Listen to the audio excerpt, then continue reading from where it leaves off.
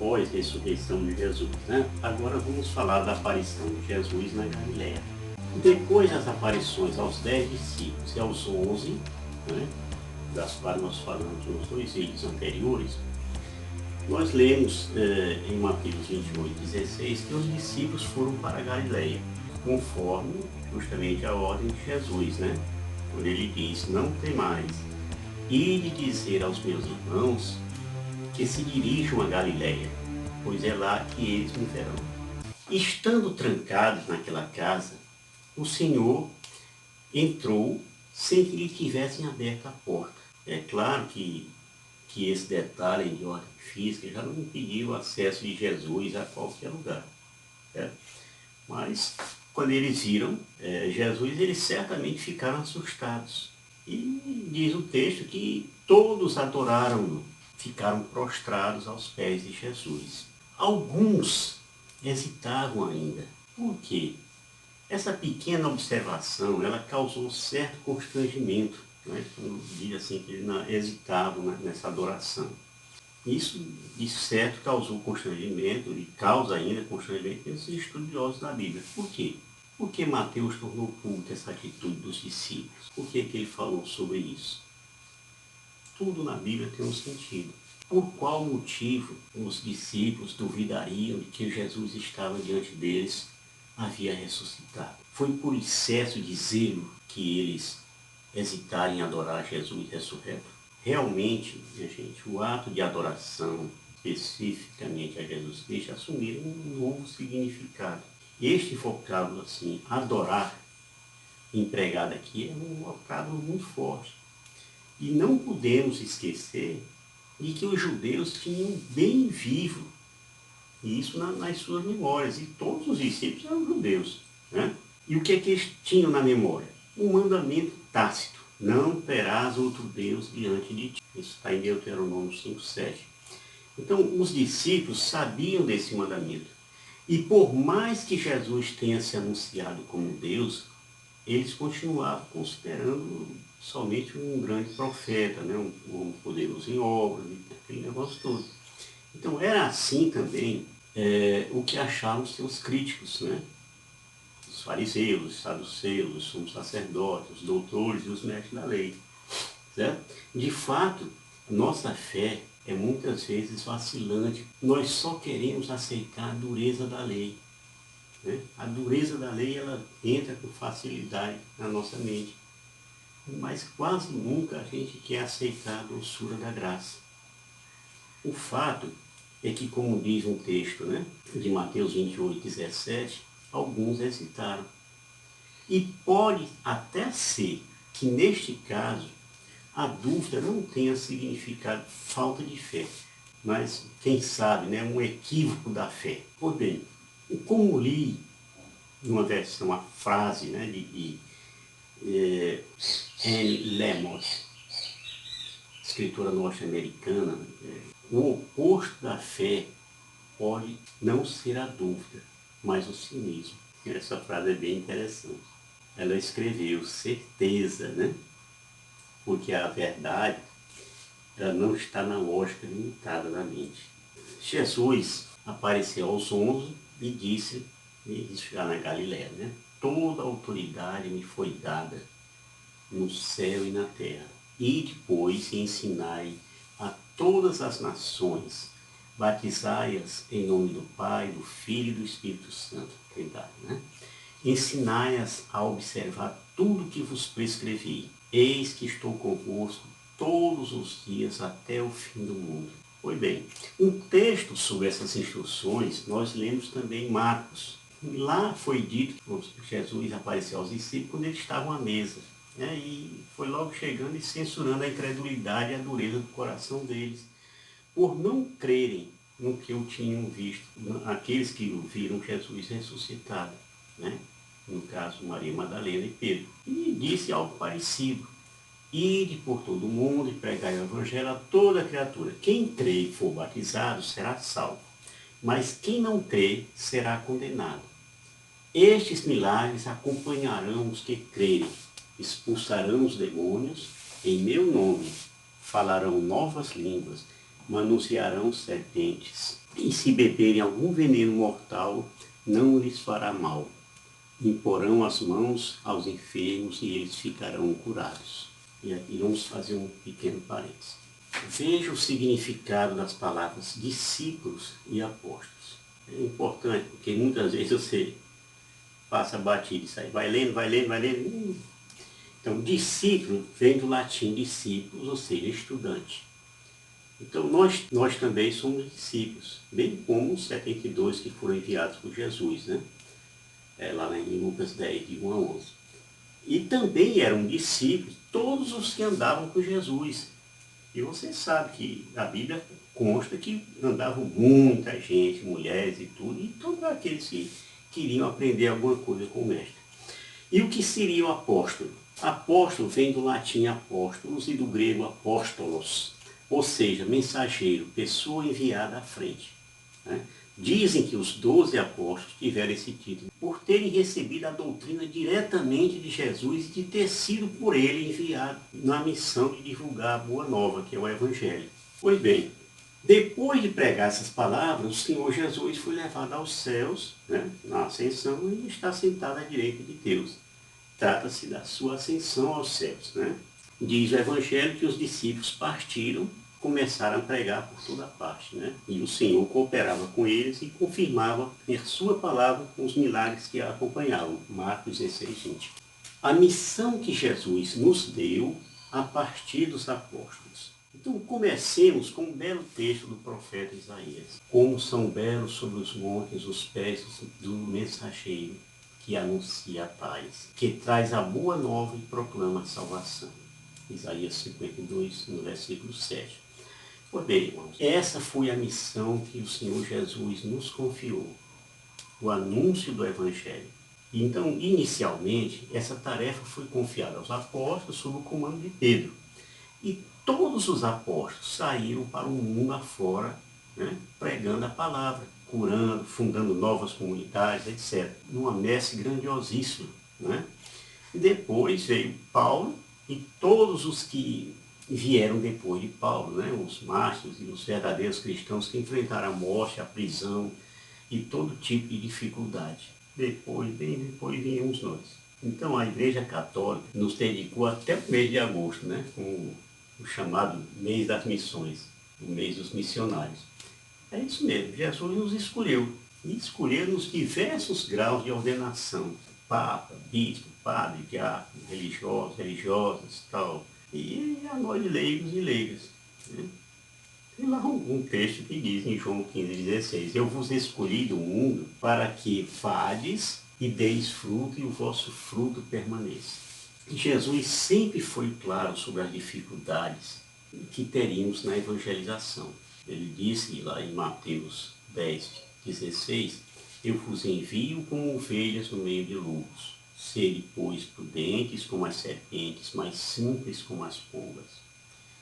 E também Jesus disse aos 72 discípulos, e por extensão a nós também, como agir em nossa missão.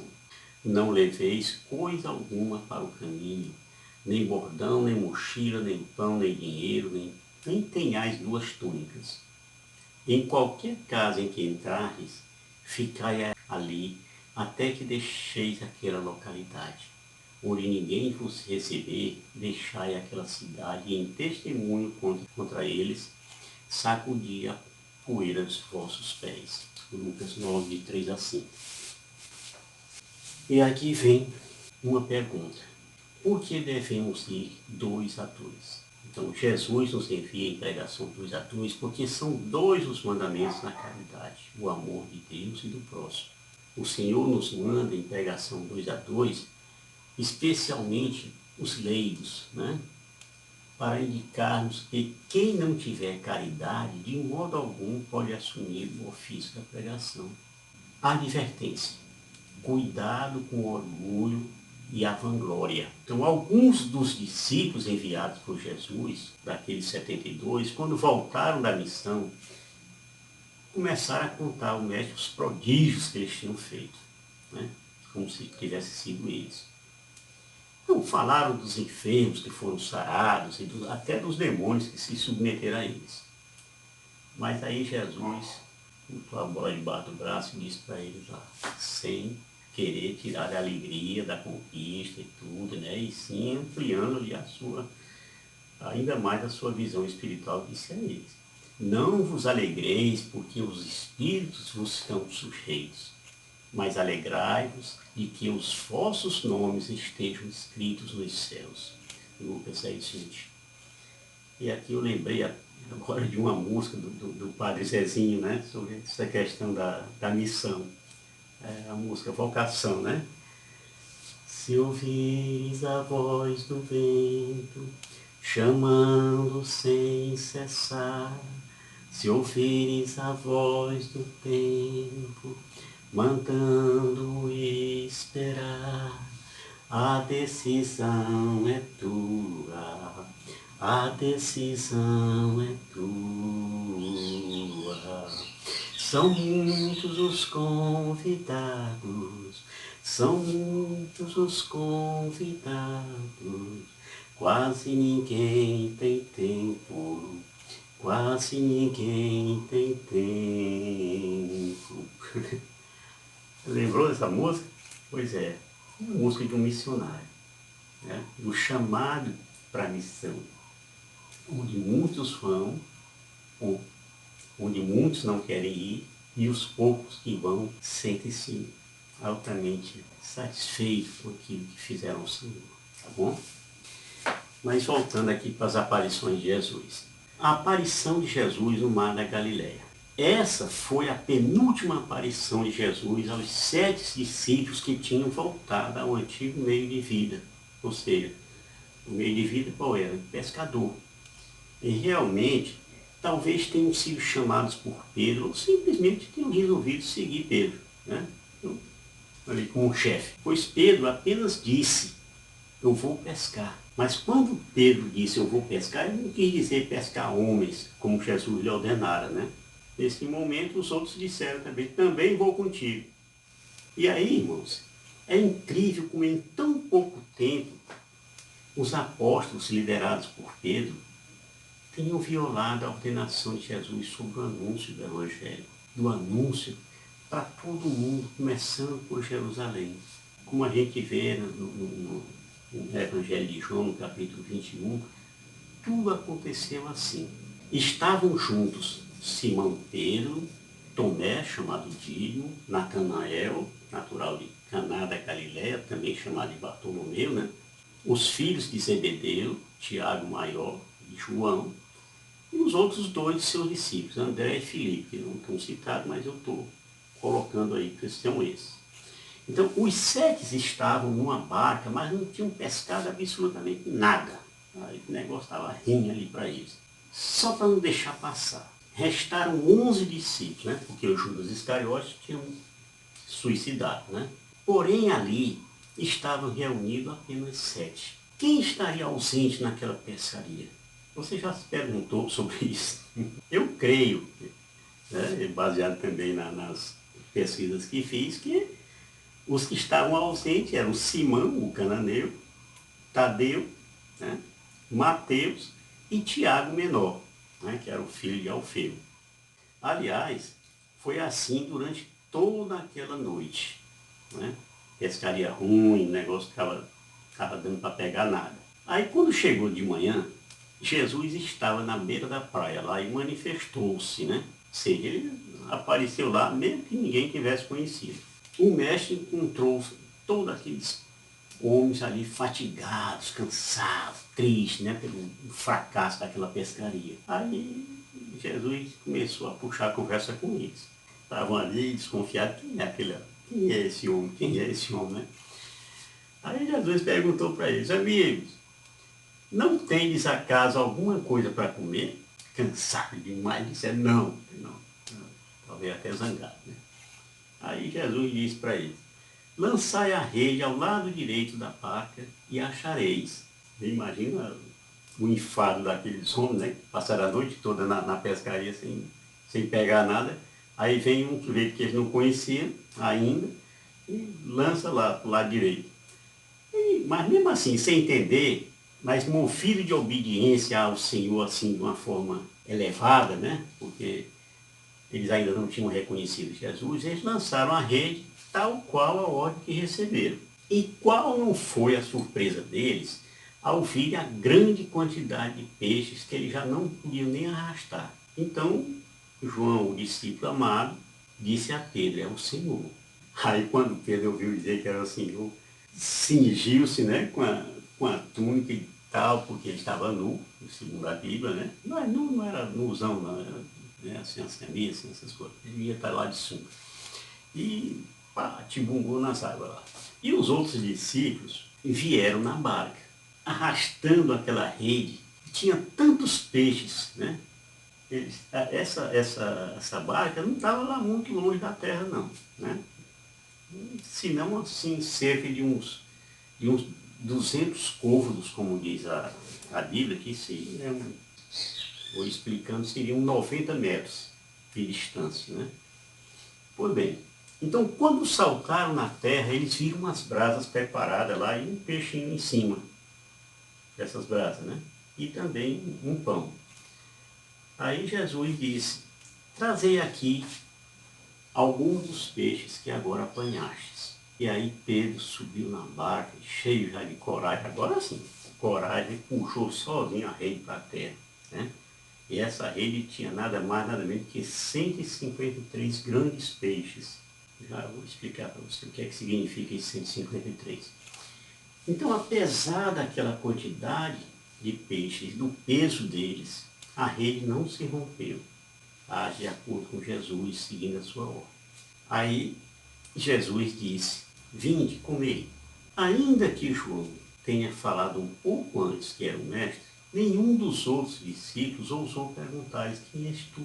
Primeiro, gente, no fundo, eles sabiam que era o Senhor, né? E novamente agiu Jesus como sendo o anfitrião, mais uma vez. Percebeu? Nenhum discípulo lhe ofereceu nada. Pelo contrário, eles foram servidos. É uma prática de Jesus.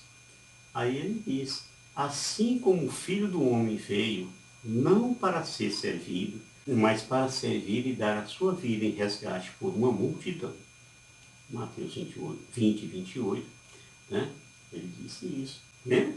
Na quarta-feira, aliás, na quinta-feira santa, antes da Santa Ceia, o mestre deu outro exemplo de servir ao próximo, porque aquele que serve é maior do que é que é servido. Foi o caso do lava-pés, onde Jesus diz, dei-vos o exemplo para que, como eu vos fiz, assim façais também vós.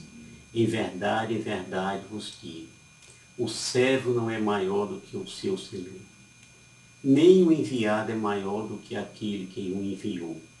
Se compreenderdes essas coisas, sereis felizes, sob condição de as praticardes. João 13, de 15 a 17. É isso. Jesus sempre mostra com ações aquilo que ele nos pede para fazermos. Então, segundo o Evangelho de João, esta era já a terceira vez que Jesus se manifestava aos seus discípulos depois de ter ressuscitado, segundo o Evangelho de João. Tá? O que significam os 153 grandes peixes? Quando comentou a obra de Jacques Paulin, que é um padre católico francês, né, chamada de A Patrologia Latina de Mini, que foi escrita de 1844 a 1855, que viveu na época de Cristo, esse é o vídeo, né, viveu na época de Cristo, mencionou o capítulo 47 do livro de Ezequiel. Isso aí você veja na sua Bíblia. Aquela água saía do templo e tal, né? Então, por conta disso, o poeta Opiano, natural da Cilícia, disse que na época foram cadastrados os nomes de 153 grandes peixes. Talvez por isso, esses grandes peixes representem a humanidade. Pedro se tornou um pescador de homens por Jesus. Vinde após mim e vos farei pescadores de homens. Mateus 4,19. Há algum tempo passado, eu li, ou então ouvi de algum evangelista, que o número 153 representava naquela época as utilidades terapêuticas dos peixes. Então tem essas duas vertentes aí, né? Que representavam as nações da humanidade e as utilidades terapêuticas dos peixes. Né? E eram grandes porque eram coisas valiosas mesmo. Então a realidade é que não sabemos de fato o significado desse número 153. Pode pesquisar aí, do que você quiser. Seja lá o que for, tem o seu real significado. E um dia, sabe-se lá quando, nós vamos saber qual seja. Tá bem? Pois bem, gente. Com essa palavra que nós vamos encerrando esse vídeo. No próximo vídeo, falar sobre a restauração de Pedro como o condutor da igreja. Pedro negou Jesus e Jesus precisava restaurar Pedro, porque senão ele não teria condições morais de conduzir a igreja daquele que ele próprio negou. Tá bem? Coragem, sequência, shalom.